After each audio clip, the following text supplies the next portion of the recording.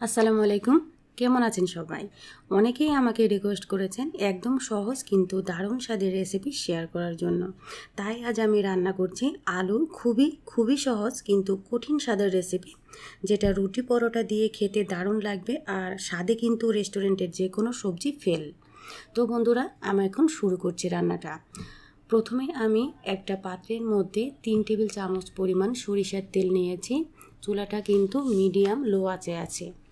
তেলটা একটু গরম হয়ে আসার পরে এর মধ্যে আমি কেটে ধুয়ে ঝরিয়ে রাখা আলু দিয়ে দিচ্ছি। আলুটা এই সাইজ করে কাটবেন, আমি 4টি নিয়েছি, আপনারা উপাদান অনুযায়ী নিতে পারেন। এখন আলুকে ভেজে নেওয়ার জন্য এর মধ্যে সামান্য পরিমাণ লবণ অ্যাড করে দিয়েছি, সাথে দিয়ে দিচ্ছি 1 চিমটি পরিমাণ হলুদের গুঁড়ি। এবারে হাতল দিয়ে নেড়ে চেড়ে ততক্ষণ পর্যন্ত ভেজে নেব যতক্ষণ না কালারটা চেঞ্জ হয়ে যায় আর খুব সুন্দর একটা স্মেল বের না হয়। ভাজা ভাজা হয়ে যাওয়ার পরে আলুগুলোকে আমি তেলের মধ্যে থেকে উঠিয়ে রেখে দিয়েছি আর তেলের মধ্যে দিয়ে দিচ্ছি 2টি শুকনা মরিচ, ফোড়নের জন্য জাস্ট দিয়েছি। এটাকে একটু ছিঁড়ে দিয়েছি আর দারচিনি দিয়েছি 1 টুকরো, একটা এলাচ, একটা লবঙ্গ। সাথে দিয়ে দিতে হবে তেজপাতা, একটা তেজপাতাকে আমি টুকরো করে দিয়েছি। খুব সুন্দর একটা স্মেল ছড়ানো পর্যন্ত হাতল দিয়ে নেড়ে একটু ভাজা ভাজা হয়ে আসলে এর মধ্যে 2 টেবিল চামচ পরিমাণ পেঁয়াজ কুচি অ্যাড করে দিয়ে এখন নাড়াচাড়া করে নিচ্ছি। আর পেঁয়াজটা একটু ভাজা ভাজা করার জন্য আমি অপেক্ষা করেছি। অ্যাড করে দিলাম 1/2 কাপ টমেটো ব্লেন্ড করা, আমি ভিতরের বিচি ফেলে এটাকে ব্লেন্ড করে নিয়েছি। 2 টেবিল চামচ পরিমাণ পেঁয়াজ বাটা।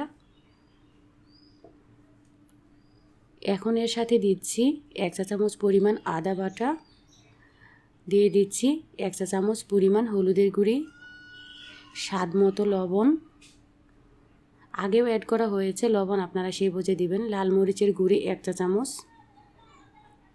এখানে দিয়ে দিলাম 1 চা চামচ পরিমাণ কাঁচা মরিচের পেস্ট, সাথে দিয়ে দিচ্ছি 1 চা চামচ পরিমাণ চিনি। এখন সব উপাদানগুলোকে হাতল দিয়ে নেড়ে চেড়ে কষিয়ে নিতে হবে। দেখবেন যে কাঁচা গন্ধটাও চলে যাবে, তেলটা উপরে ভেসে উঠবে। একটু ঢাকা দেওয়ার পরে আমি খুলে দেখছি আমারটা কষানো হয়ে গেছে। এখন এই মশলার মধ্যে ভেজে রাখা আলুগুলোকে ছেড়ে দিলাম। মশলার সাথে আলুগুলোকেও খুব ভালোভাবে কষাতে হবে, একটু সময় নিয়ে করবেন। এই কষানোটাই কিন্তু এই তরকারির স্বাদটা অনেক বাড়িয়ে দিবে।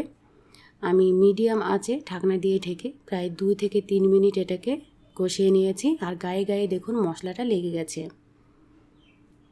খেয়াল রাখবেন নিচে যেন লেগে না যায়। এখন সিদ্ধ হওয়ার জন্য পানি অ্যাড করে দিতে হবে। আমার উপাদান অনুযায়ী আমি 2 কাপ পরিমাণ পানি অ্যাড করে দিয়েছি।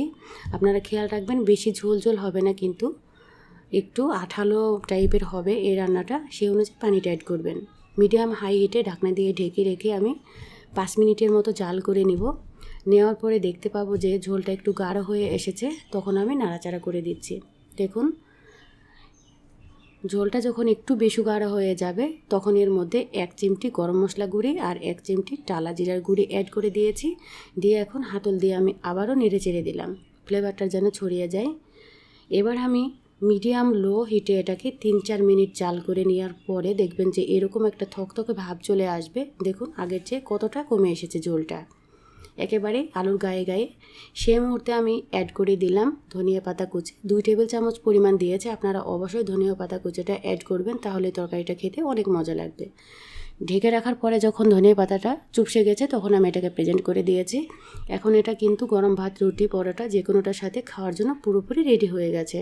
আশা করছি আমার ভিডিও আপনাদের কাছে ভালো লেগেছে। প্লিজ ভালো লাগলে আমার চ্যানেলের সাথেই থাকবেন আর আপনাদের মতামত জানাবেন। আমাদের জন্য দোয়া করতে কিন্তু ভুলবেন না। আজকে এ পর্যন্তই। আল্লাহ হাফেজ।